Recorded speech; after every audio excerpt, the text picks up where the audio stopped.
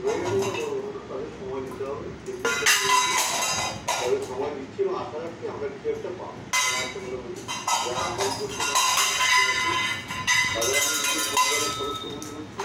এবং যতদিন আমরা বিচার না হয় তারা যেন এরকম ভাবে আমাদের সঙ্গে থাকে।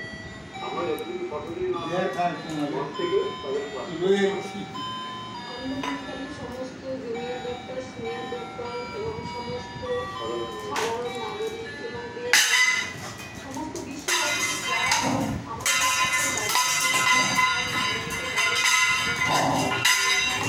মানে কৃতজ্ঞতা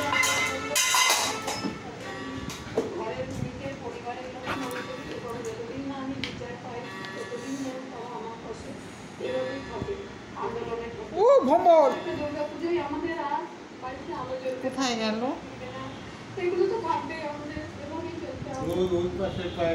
আমার জীবন আপনি যেভাবে চলতে হবে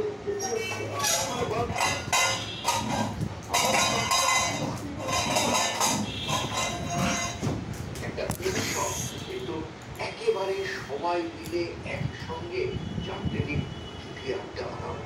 তবে গত বছর হাসপাতালে ছুটে যেতে হয়েছিল তাকে, কিছু রোগী অসুস্থ আছেন, সেই কারণে নবমীর রাত এবং দশমীর সারাটা দিন তাকে কাটাতে হয়েছিল হাসপাতালে।